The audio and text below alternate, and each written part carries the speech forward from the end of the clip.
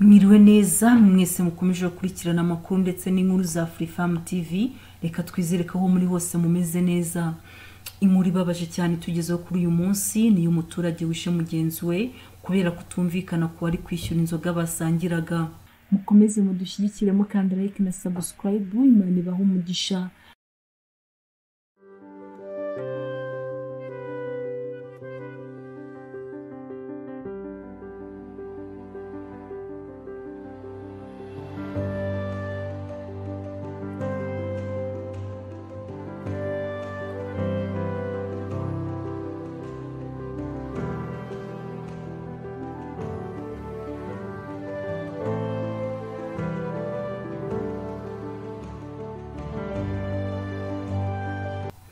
Mu mudugudu wa Matahiro akagari ka Kirehe mu murenge wa Kabare mu karere ka Kayonza haravuga umuturage wishe mugenzi we yakoresheje umwambi n'umuheto byifashishwaga mbere mu rugamba hatarabaho umwaduko w'imbunda.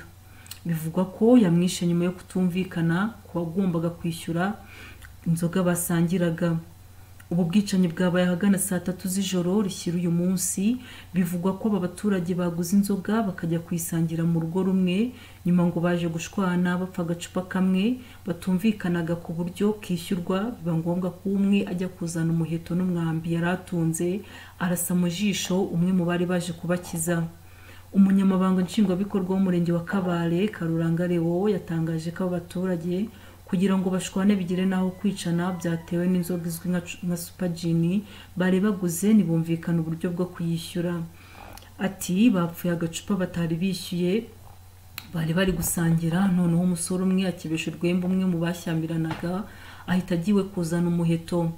Ubwo bashwanaga ngo yahise atwarwa na murumuna we, mu gihe bazamukaga bahura n'uwagiye kuzana umuheto arafora arasa umwe mu bari baje gutabara amuhamya umwambi mu jisho.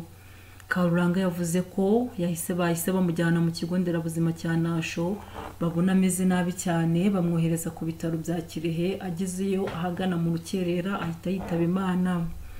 Yavuze ko kuri ubu uhishe umuturage akoresheje umwambi n'umuheto yahise atoroka, akaba ari gushakishwa n'inzego kugira ngo ashyikirizwe ubutabera. Birababaje cyane kuvutsa umuntu ubuzima utamuhaye, ukaba wafata umwanzuro wo kuvutsa umuntu ubuzima hejuru akantu gato nka kariya ko gupfa inzoga.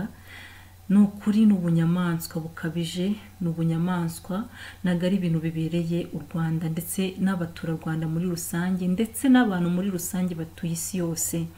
Murakoze mukomeze kudushyigikiramo kandi like na subscribe. Imana ibahe umugisha.